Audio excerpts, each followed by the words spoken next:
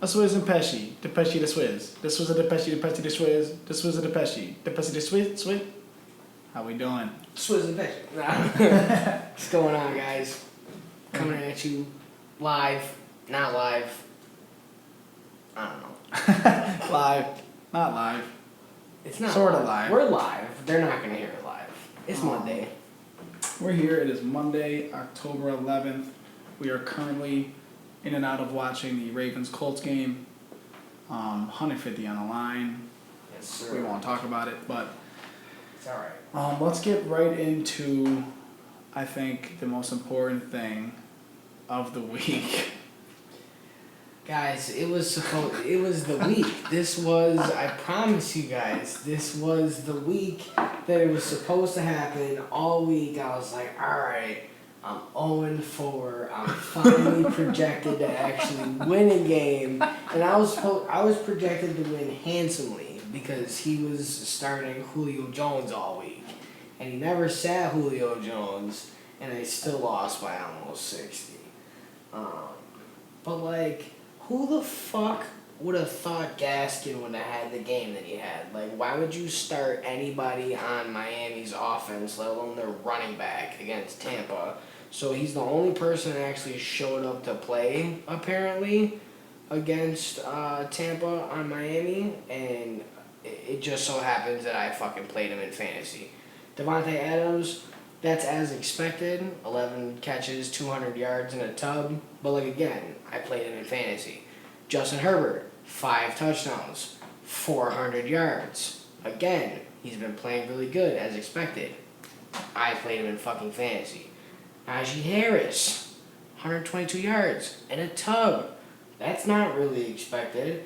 But like, and then he sat Julio. So it's not even like, imagine if he would have put anybody else. Like, I would have lost bad. I don't know what happened, man. Like, Rodgers had a bad game. Not a bad game, but he threw a pick, so that made him have a shit game. Zeke finally showed up 1 week for me in fantasy. It's the only person that showed up. Edmonds had 15 yards and a fumble. Diggs had 2 catches for 69 yards. Like, Dawson Knox had a great game. See? This is why I picked him up. He had a great game again. But for nothing. That is a really good pickup on your part, for sure. He had 3 catches for 117 in a tub. He had 20 points for fantasy, but he, it wasn't, nobody else fucking came to play. Keenan Allen, he hasn't really been giving me a lot of points, but for my flex, he got me 13.5, and that's, that's valid for your flex, but just everybody had a bad week, man. I hate it. I can't catch a break. So, here's the final scores. So I faced Adam this week. I won. I'm now 3-2. He drops to 2-3. Wow. Nazi Wazi beat Stanley. Nazi Wazi. That Nazi Wazi. That Nazi Wazi. Oh, is that Nazi Wazi? Going back to Honolulu just to get that Nazi Wazi. That Nazi Wazi. Nazi Wazi's 3-2 now. Stanley is 2-3. Garen dethroned Gordology. Finally, somebody did. But you know what? I know he's sick because what happened to Hilaire. Yeah. Oh yeah. Especially because we were like, dude, you gotta start Hilaire. You can't sit now. I want to halfway know through the day. Well, we'll know after tonight's game how Baltimore's running back does. Oh yeah. Well, actually, we saw Devonta Freeman getting carries, so who knows? But okay, so my brother drops to 4-1. Garen goes to 3-2, and then Giuseppe 0-5 start. Yeah.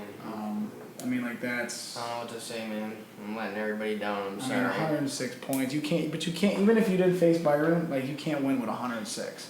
Bro, like you're telling me like I don't know this. You dropped to 0-5. Nobody on my bench did any better. So Byron goes to 3-2. I will say Dawson Knox getting that pickup like for the rest of the year. That's really gonna help. Yeah. And then Devin took another L. Devin's 1-4. 1-4, and then Marco goes to 4-1, man, leading the conference. So Marco's leading the AFC. My brother's still holding down the NFC, and and then the rest of it rounds out to be, me getting a wild card, Nazi Wazi getting a wild card, Garen and Byron. That's like the top 6 right now. So it's still early. That was just week 5. So that's the fantasy update. I mean, you know what we can say real quick. It's over. Just because you brought him up, Herbert had a phenomenal fantasy week. 42 points for a quarterback is you don't see that every week. 42 points. It was a shootout. So Baker had how many points did Baker end up with? Bench. 23. 23, because there was a lot of rushing touchdowns, right? Because Chubb and Hunt had really good games. They both had 3 touchdowns between the two of them. They had 3 touchdowns, right? Yeah, and it was funny too because Hunt had like 65 yards with 2 tubs or with 1 tub, but then Hunt had 61 yards, 2 touchdowns. Chubb had 161, with 1 touchdown. Yeah. So, but yeah, Herbert just carried them, and I mean, we saw they missed that extra point late to tie it. Yeah. And then he still came back and scored another touchdown. So, shout out to Herbert. Real, Chargers look really good right now. Do you have any fantasy player you want to highlight? Since I took the obvious one. I didn't have anybody that super stood out to me. Dawson Knox had a 20-point week, right? For me personally, Dawson Knox had a really good week. He had 22. That's a lot for a tight end, though. That is. If you're not Travis Kelce or Kittle or Waller, I need the top guys. 20 points is a lot for a tight end. Yeah, well, I like that Josh Allen really incorporates him in the offense, but he definitely has a lot more this year than last year for sure. Yeah. I felt like tight end wasn't even in our playbook last year, but this year, he's fine. Knox, he can go up and get it though, so you get that trust. Throw that shoulder down. Yeah. You don't want to be in front of that. But I guess if I had to pick somebody for outstanding fantasy player, it'd be Eckler, because he had 32.9 points, but he had a fumble. So you take that fumble away, what would he had? 41. Yeah. So -2 for a fumble. So he had three total touchdowns. So I'm gonna assume that he at least caught 1. But he only had 66 yards on the ground. I don't know. But he was a two-way back, he was a receiving back and a rushing. He had 53 yards catching, so all purpose. He had 100 and what was that? 113 all-purpose yards or 116. So he balled. So that's the fantasy update. Now, also, hold on. I'm sorry, Joe. I'm gonna put the time up. I want the show beats at time. Okay, I want to say a couple shout-outs. All right, a couple shout-outs. Shout out my boy Devin Rose. I got a little secret update, got a little sneak peek.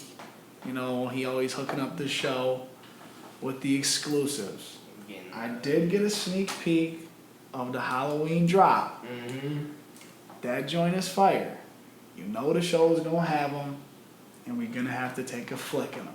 Oh, of course. That'll be the what's it called? The YouTube joint right there for the video, because he's gonna have to get back on so he can. Yeah, we hope to have him on.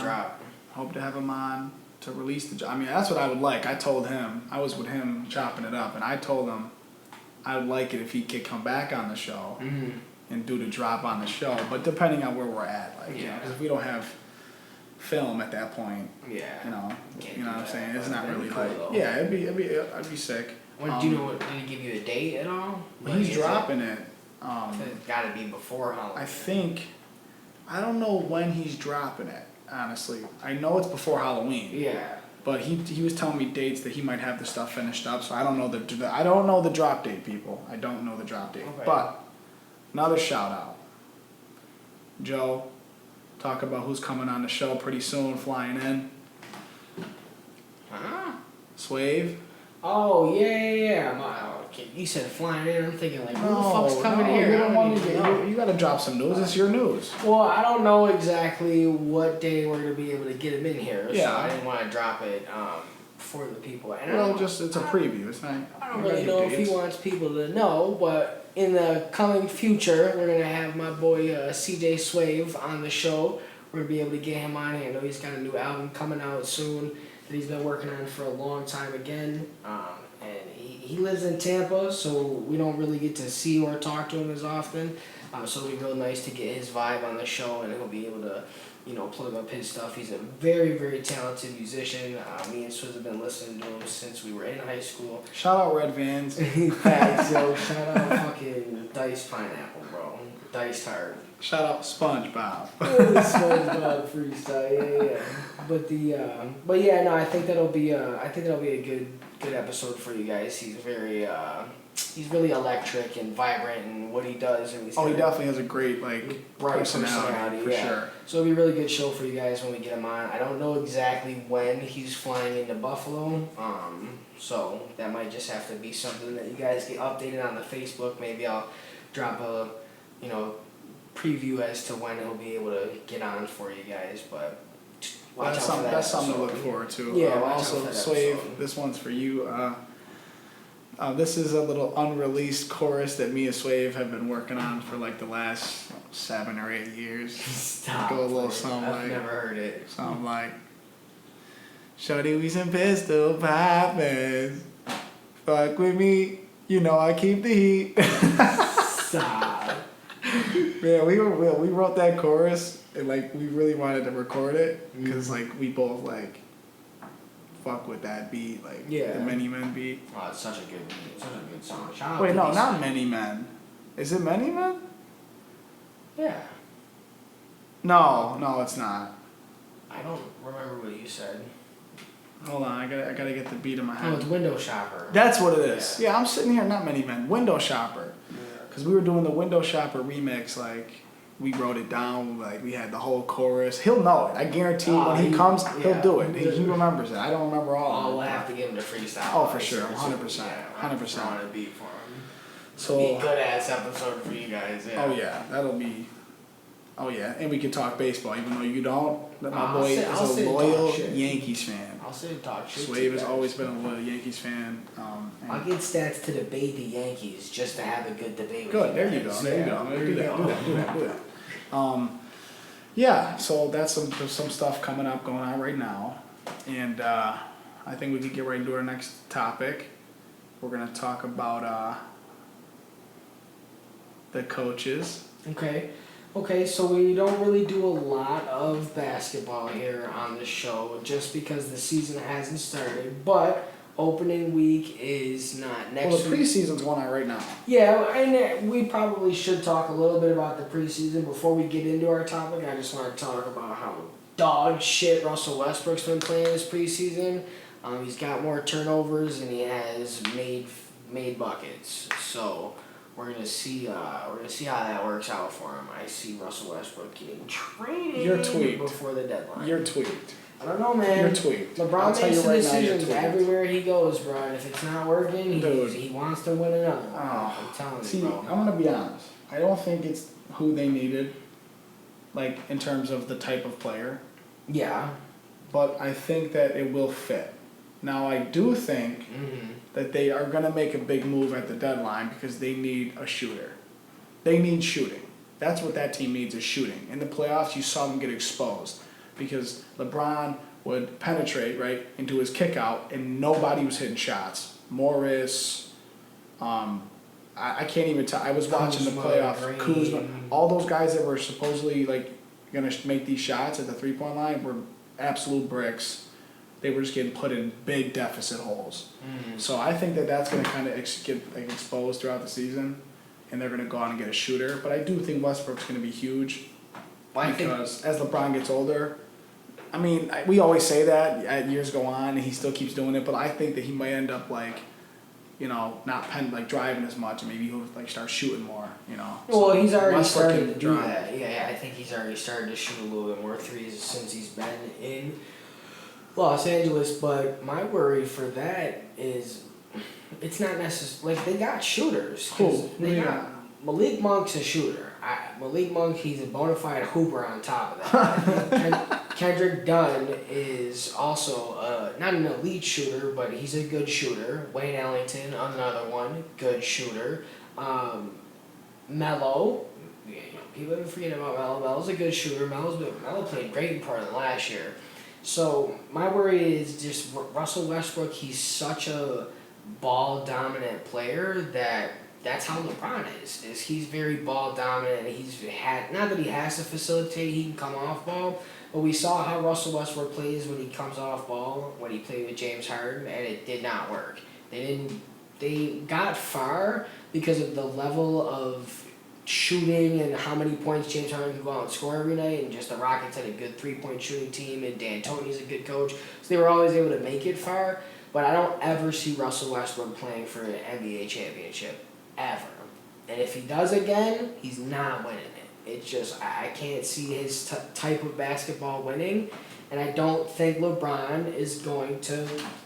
I just don't know if he necessarily thought about how Russell Westbrook plays, and like, I think he's gonna end up trying to get him traded before the deadline. That's what I'm saying. Okay.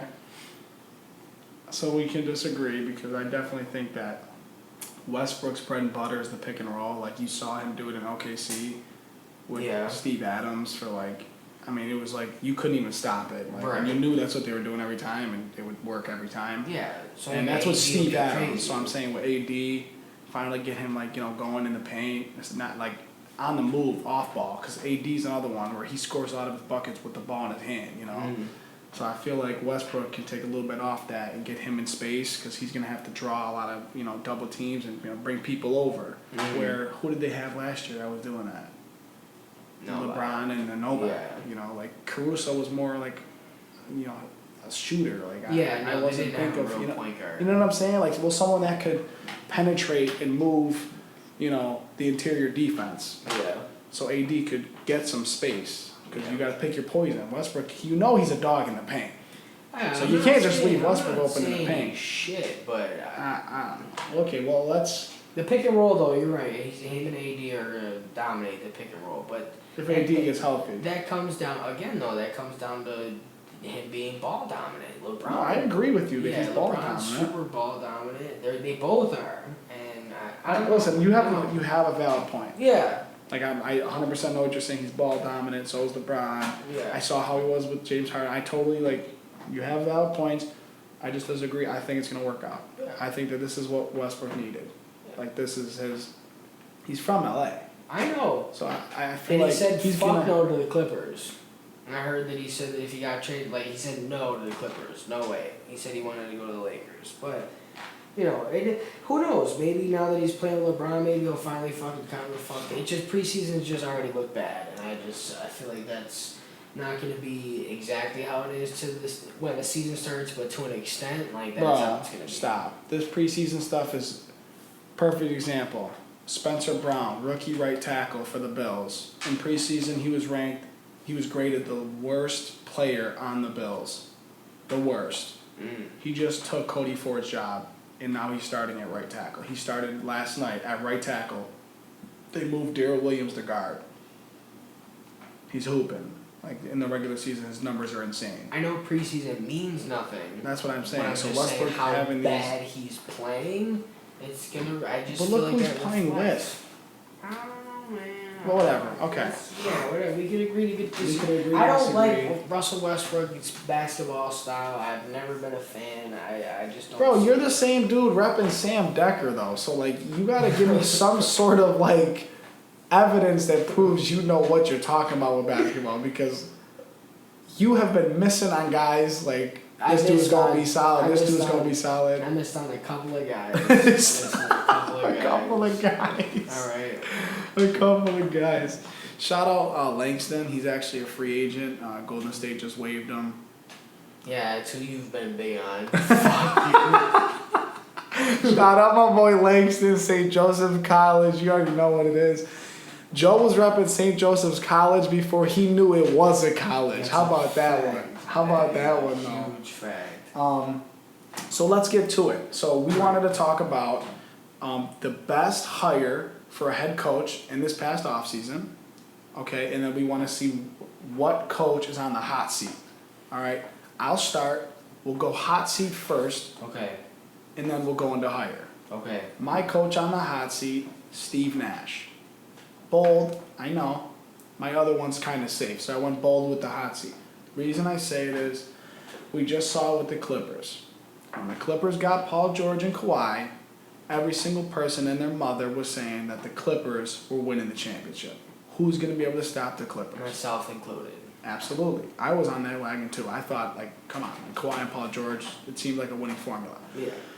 And after that first season, when they lost, people were like, maybe they can, next year get like some, whatever, clean it up.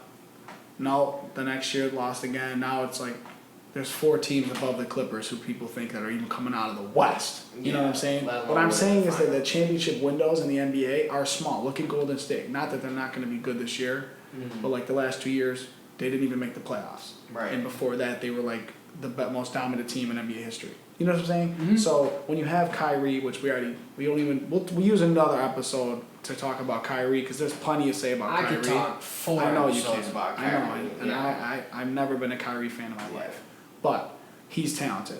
Kyrie, Harden, KD, and not only do you have those 3, is by having those 3, you're bringing in all these other big name like veteran guys to fill out the lineup. That can only be there for so long. If Steve Nash cannot take them out of the East, like I told you off the show, even out of the East, he could keep his job. But if they don't make it to the championship, he's got to go. Yeah. Because the window's small. KD's getting older. James Harden's getting older. You need to bring somebody in who's ready to win a championship now because that's what they have right now is a championship caliber team. That core, okay? That's where I'm at, and I feel really strongly about it because I think that there's no team that can compete with the Nets. None. And I'm a Knicks fan. That's coming from a Knicks fan. Yeah. And then I like the Knicks acquisitions, but ain't no way we're competing with the Nets. Neither can the Bucks. The Bucks shouldn't have been able to compete with them last year. They won a championship because of the injuries. If James Harden wouldn't have been injured and Kyrie wasn't playing, there's no shot to me. There's no shot. Because the first 2 games, before James Harden got hurt, you saw what happened. Yeah. So I'll leave it at that. So you go on to your hot seats. I know you feel real strongly about it too. So my coach on the hot seat is Quinn Snyder. Now, the Utah Jazz, I'm looking back, this is 2019. So I'm looking back the last 5 years. They've won 52, 44, 50, 48, and 51 games. They've been a top seed in the West for the last 5 years, and they've only made it to the semis. They made it to the semis 3 times and got bounced out of the first round twice.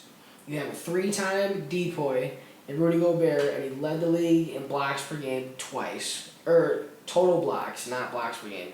Total blocks. So you got somebody that can absolutely lock down your paint, and then you have what people have been saying is the second coming of D-Wade. Now, that's a very bold statement, seeing how a superstar Dwayne Wade was, but we all can see, it's clear as day, Donovan Mitchell is the real deal, and he's a great player. He's a walking bucket. You have a complementary team around them. Like, they've never once had a bad team. Like that Conley pickup really worked. They've to always round had out that starting 5. Yeah, they've always had a good team. They had Joe Ingles and they had one of the Bogdanoviches or whatever. So and Royce O'Neal. Royce O'Neal. He's a dog. They had Derek Favors for a while when they had you know what I mean? Like it's just not working. It's not working. They've clearly been a top team and they haven't made it to the even conference finals. They were. So you think it's on Quinn Snyder? It's gotta be. It's gotta be on Quinn Snyder because you have the pieces. They've relatively been healthy, like with the exception of Gobert going down for he went down for a couple of months and then he went down for COVID for a little bit when they first started last year. Like they don't have big injuries. It's got to be coaching. It's got to be coaching. I think that, although I do think you have some like merit to what you're saying, the West is so tough, bro, to get out of those like first and second rounds because it's not like the East where like the top 4 seeds 95% of the time make it to the second round. Like the West, like anybody Dallas, can win. I know. Portland, Yeah. The Lakers, the Clippers. But coaches are rotating all the time. Yeah, I know. That's what I'm saying. He's coached for 5 years, so this will be his 6th season, and he'll probably in a contract year, and they probably won't re-sign him, and they'll get somebody else in there, bro. And now we already said this because this is our second take on this topic. But, Yeah. So you're saying right now, what does he have? What do the Jazz have to do this season for him to keep his job? They Give me a have to point. make it to the Western Conference Finals at least. So just make it to the Western Conference Finals. Yes, if they can even if they can get to Game 7 in the Western Conference Finals, give that motherfucker the biggest incentives ever. Like, you know what I mean? Yeah. Like, but it has to be the conference finals because they haven't made it in the last 5 years. And I wrote the last 5, but he's been coaching there for 6, so this will be his 7th season coaching in Utah. So they gotta make it to the Western Conference Finals at least. I know the West is a hard conference to come out of, but if he wants to keep his job, I think that's fair. I think Western Conference Finals is fair. Yeah. I mean, if the way I'm looking at the West this year, it's deeper than it's ever going to be this upcoming year. Because now the Warriors are going to be, God willing, healthy. Right. If Klay comes back healthy, right? You got the Warriors, Nuggets back with Jamal Murray. That's dangerous. To me, that's more dangerous than the Warriors with Klay. I have it on a recorded gas talk somewhere that Jokic was my dark horse for MVP 2 seasons ago, and he won MVP last season. And you're right, bringing Jamal Murray back into Jokic coming off of his MVP. Michael Porter Jr. just got that big ass contract extension. Them boys are about to be nuts. To me, the biggest move at the deadline last year was bringing in Aaron Gordon. And I feel like, personally, if Jamal Murray was healthy, they would have came out of the West and not the Suns. Jamal Murray, Jokic, Gordon, Michael Porter Jr., the way he had such a great season last year, I felt like he was that last piece. Will Barton's a shooter, And the lights out. big problem was, Joe, not only did they lose Murray, but they lost Gary Harris because that was the trade. They sent over Gary Harris. So you really were you went from, perfect to now real thin at guard because Jamal Murray gets hurt. So that was just unfortunate for them. But back to what we were talking about, it's to be super deep, the West this year.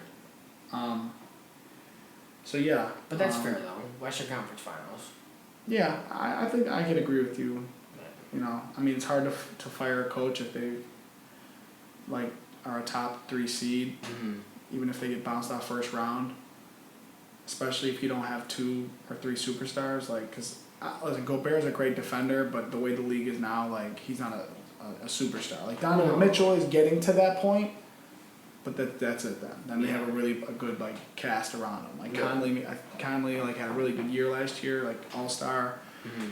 He's not a superstar though, especially not at this point in his career. So, but I think you do have some relevancy with if he doesn't make it to the conference finals. Yeah. But I feel like that would be huge. To me, I mean, you could fire him if he doesn't make it, but if he does make it, it's you just got through. Well, yeah, then you give him a contract extension at that point. Dude, if you get through all those teams, Warriors, Nuggets, Lakers, Clippers. Well, they lost to the Nuggets on the last second of the game. Yeah. Well, remember that series we talked about, that series in the bubble? Yeah, the series that in the was bubble was crazy series, bro. Yeah. That was one of the best playoff series I've seen since I don't even know. Yeah. But again, first round bump. All right, let's go to the other side of the coin. Best hire this offseason. Best hire for me is one of my least favorite teams in the league, the Portland Trail Blazers. They hired Chauncey Billups, got rid of Terry Stotts. I always want to call him Scott Terry for some reason. I always want to call him Scott Terry. But I feel like you bring in hire now in the league that we're in, where it's such a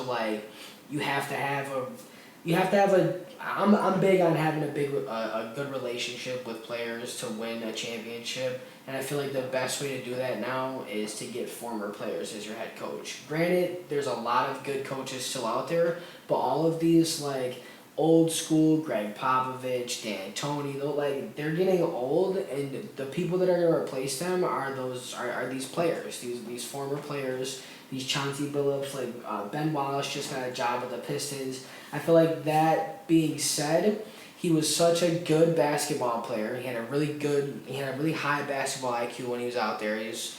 Anywhere that he went, he always won. He He's a great point guard and a great facilitator. Shout out Chauncey when he was on the Knicks. Facts. Dame being your best player, your point guard, you get that relationship with him. You really get him to be, not that he's not a leader now, but you give him to be more of a leader and give him more of an insight on how to see the floor. And you just get somebody else in there. Because again, this is another one of those teams that's always contending but can never pull it out. Anytime that Dame has played good, the next series he doesn't. And the only time that they made it to the Western Conference Finals, he shit on Russell Westbrook and Paul George in the first round against the Thunder. CJ McCollum book bag carried his ass against the Nuggets, and then they got fucking swept by the Warriors. Like, I think this is what Portland needed. They needed a coaching change. They needed to get something new in there. Because, again, this is another one of those teams that's always had a good team around them, and Dame just can't get it done. I'm not sold on Dame and CJ, though. I think that they have to break. I think they're doing CJ McCollum a disfavor by keeping him with Damian Lillard. Damian Lillard's that good of a player that I think he's kind of, like, CJ's in his shadow, where CJ can go to half the teams in the league and be their best player by far. Maybe not by far, but I was gonna say, go be their best half player. by far is a stretch, Yeah. but Go I be know what their- you're saying. I'm a CJ, yeah, CJ McCollum. I mean, I like CJ. I've always liked CJ, but yeah, you got some good points. You know what? I love the Chauncey Billups signing 25 times more than I like the Steve Nash. Why? Yeah. Where was Chauncey last year? He was a Clippers assistant. Yes, He sir. got a little experience. You hired Steve Nash Out of from his nowhere. bedroom. Yeah, Like, out of nowhere. you know, I just feel like, when you get a year under your belt, at least a year. Like, Being an Chauncey assistant somewhere. was yeah. with, Ty Lue, and, you got to, Ty Lue's an experienced coach. He's won championships, you know what I'm Yeah. saying? So, like, you could see just the procedures. Like, it's different. It's a Yeah. job at the end of the day. It's not just basketball. There's a lot to it, Absolutely. Media and how you handle situations. So, I think Chauncey is going to succeed. He's going to thrive, and I totally agree with you. I think that's a good hire for Portland, especially trying to keep Dame, because there's a lot of talk about Dame in the future. So Yeah, just get rid of Dame. Fuck it. Let CJ be the best player on Portland. they ain't making the playoffs if CJ is their best player. Ain't happening. But if they can trade, If they bring in Ben Simmons, there's a shot. Like, because there was talks about that trade happening. But if it's just CJ and the rest of what? no, they don't have. They don't. And Nurkic? No, they're not making the playoffs. They don't have much around them right now. So. No, they don't. I mean, I told you though, I did like that Norman Powell signing. Yeah, Norman I Powell's really a like that bucket. Norman Powell signing. Powell's a So, bucket. but you know if they kept Rodney Hood or not? I don't know. Man. Rodney Hood's a mess, man. He's a mess. He's hit or I don't miss. know. I'm not a big Rodney Hood guy, but He's hit or miss. He played good in the playoffs. he's like but- a streaky offensive guy. I don't think of him as a guy I want taking me through the playoffs. But okay, Right. so my best hire is old school coach Rick Carlisle. I know you totally just said against all that. Old coaches get the young guys in. Yeah. Rick Carlisle's got history in Indiana. He was their head coach before. Took them to the playoffs 3 out of his 4 years there. Took them to a conference finals where they got bumped by the Pistons when Chauncey won it. Right. And they beat the Lakers. So he was successful in Indiana. Indiana's kind of in a rebuild. They got a young core. They just brought in a couple young guys in this past offseason. Well, they got Karis LeVert and Malcolm Brogdon. That backcourt's about to be crazy. Brogdon, I'm not sold on Brogdon, but LeVert. Him and LeVert. LeVert is very talented. Yeah. LeVert is very talented. Between them two, and I know you're not a big Miles Turner guy, but I like Miles Turner. Well, we talked about, and that's another thing, is I think that would be a perfect fit if they brought in Big Pour.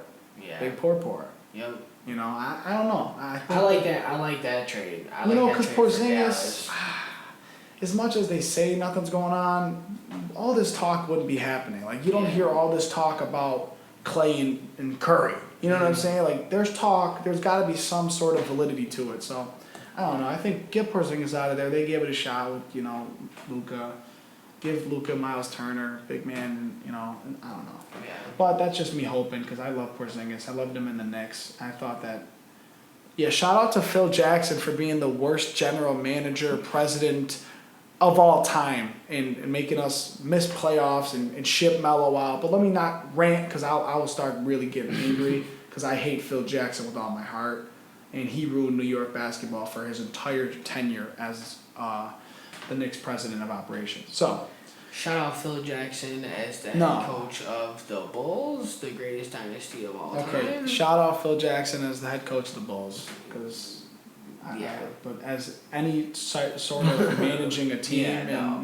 You can't do it. Totally shit the bed and screwed the Knicks. The triangle. Stop. Anytime you ship out Melo, you made a mistake. Melo is 3-time. Let me just stop. I won't even do it because I'll stop. I'll be going forever. We could save this for the Kyrie episode. Sure. Because that would be a rant for 6 hours. But Carlisle, young core, I like the hire. And he left on good terms with Cuban in the Mavericks because Cuban said he was the coach. Carlisle's only said good things. Cuban's only said good things.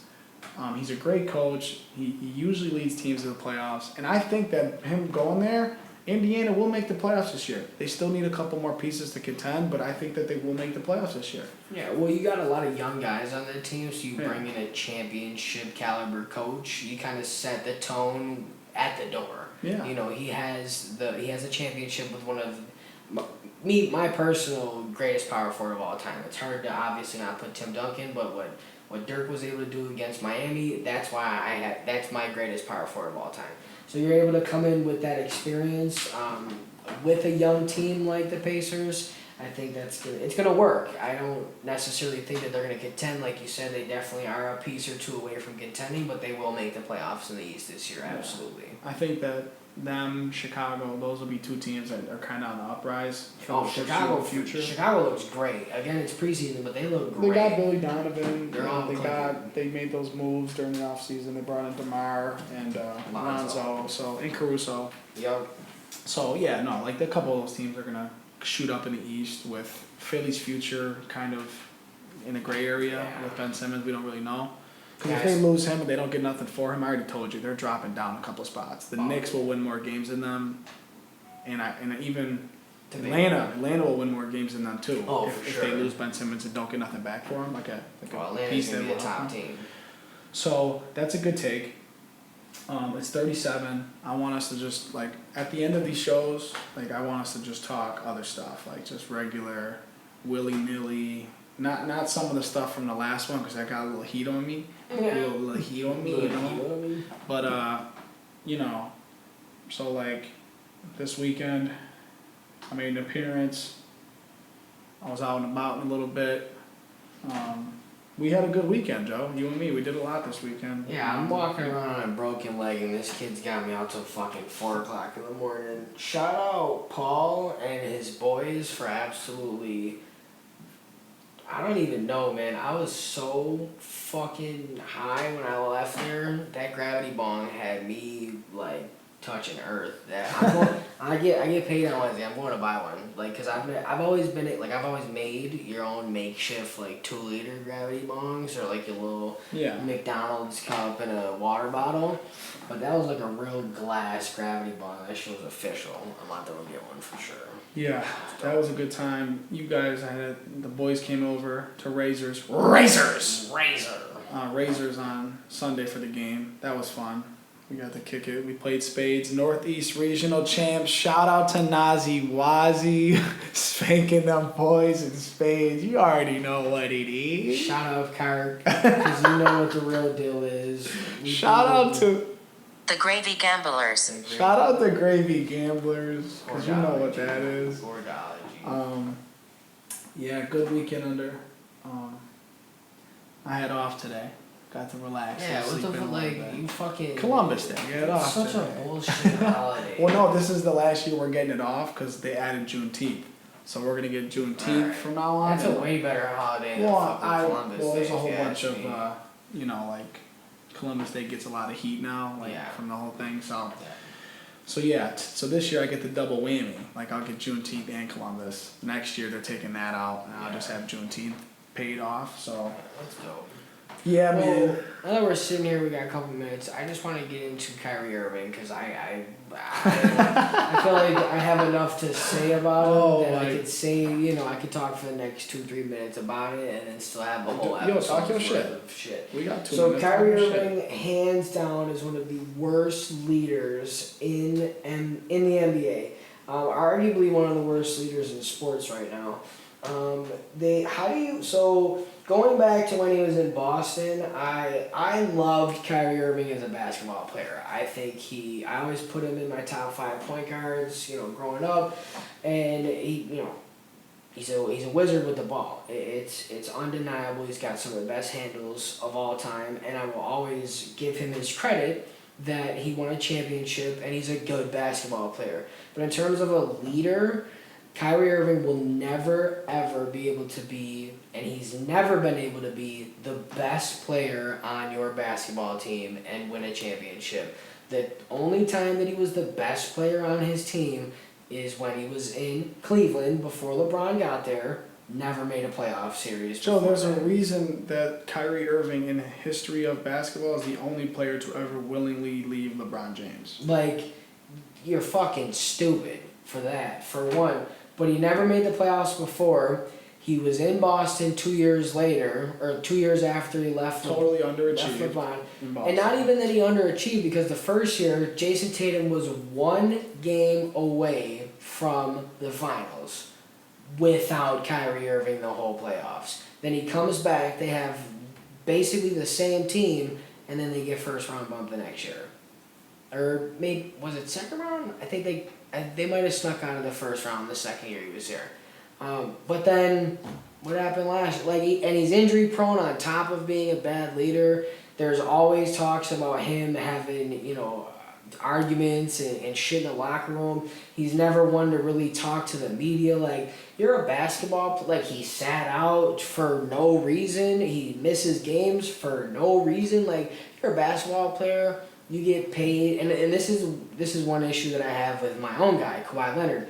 You're a basketball player. You get paid hundreds of millions of dollars to play basketball. If you're not hurt, you have to go out and play basketball. Bro, this whole situation reminds me of Phil Jackson and Dennis Rodman. Rodman was like, Phil, I'm going. I'm leaving. And Phil was like, all right. But he went to Vegas. Yeah, Rodman was gone for what? 3 days. He missed 3 days. Well, he said it was 3 days, but but Jackson was like, all right, I'll give you something. Like 48 hours. Yeah, and then he ended up was gone, Yeah. And they had to go find him or whatever. But like Kyrie last year, he's like, I'm just not playing. I'm gonna go do something. Wouldn't say what, and then just not playing. And I don't know how many games he missed, but then he came back and and I see a lot of people like Kyrie does a lot for like communities, and he's always donating, and so he's a good person. He's just not a good leader, and I don't see him ever being able to be the best player on a bat. Even now, you got KD. He's arguably the top 2-3 player in the league. With LeBron getting older, it might be KD or Giannis right now. We gotta see how LeBron comes out next year, or this fucking 2 weeks. But what's gonna happen? He's gonna get hurt. He's not gonna play. He's gonna miss He's gonna miss all of their home games because he's not getting vaccinated. Everybody in the league got vaccinated. Like, you set the... Everybody in the league got vaccinated? I think it's like 92% of the league is vaccinated. But, like, I'm going to assume that with Kyrie and Andrew Wiggins being the only 2 big name players that I've heard that didn't get vaxxed, everybody else is either a no-name or nobody cares about. But Andrew Wiggins got vaxxed, and he was trying to get a religious exempt. He didn't even, I don't know what religion he is, and I feel bad that they denied him a religious exempt, and they said that, no, you have to get it if you want to play the home games. But Kyrie's not getting it just because he doesn't want to get it. And again, you have your right to say no, but you have to set an example, man. You're getting paid all this money. Everybody else got it. What if some immune compromised kid looks up to Kyrie Irving and he's like, nah, Kyrie ain't getting it, I ain't getting it either. Like, how fucked up is that? Like, I just don't think he's a leader. That's a hot take. I don't think he's that's a leader, hot bro. take. I don't think he's a leader. The whole vax thing is a hot take for me because, I'm vaccinated. Yeah, me too. But I totally, in January, bro. Totally see why people don't want to get it. To me, it's definitely very sketchy. Absolutely. and Right. I don't like that it's being forced. Me neither. But you're the rest of the league got it. You set an example for the rest. These kids look up to these athletes, bro. Like if they don't look up to an athlete, then who are they looking up to? You know what I mean? Like there's a lot of people to look up to, but majority of kids look up to athletes, and you know, as bad as it is to say that kids look up to rappers, they look up to rappers and musicians and That's you know, true. people in that type of profession or in entertainment and movie stars and shit.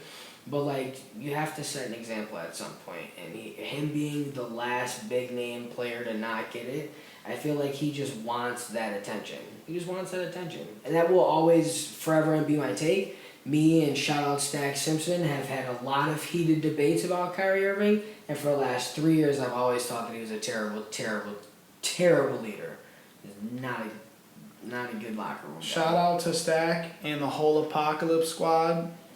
Co-ed football. We got the Dubski this week. Shout out. We beat a team that previously beat us by 1 point, Okay. like at the last second or something. So And how much you guys win by? final score was 37-32. Okay. Yeah, we had a really good.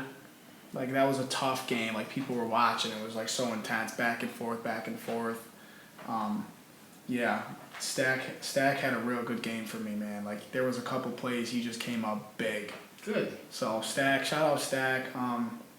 Casey scored the game winner. Shout out Casey. I threw her a dime, corner of the end zone. She pulled it in. That was the game winner. Good shit. So it was nice to get a win though, bro. Cause I'm so sick of losing. You Yeah. know. So we're 2-3 now. We got one more game this week and then playoffs. So we're gonna finish the session strong. Hopefully we can make it to the championship. You know, all you got to do is win. You know what I'm saying? Because all 4 of us, there's 4 teams in the division. All we got to do is win that first playoff game. We're in a championship. So. Oh, that's dope as I mean, fuck. yeah. I mean, if we win this week, I don't even know what the seeding will be like because we'll be 3-3. We might be the 3rd seed. We might be the 2nd seed. I don't know. I know that the team we're playing this week is the bottom seed. They're gonna be no matter what. Like I think they're like 0-5.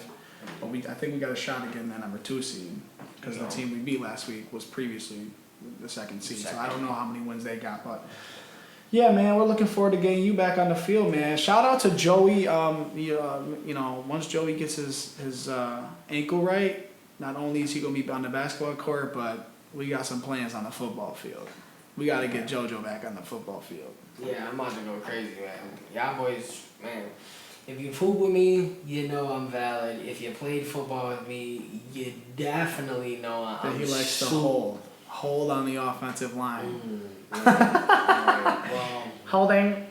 What was it? 65. number 65. Number 65. 10-yard penalty. Automatic first down.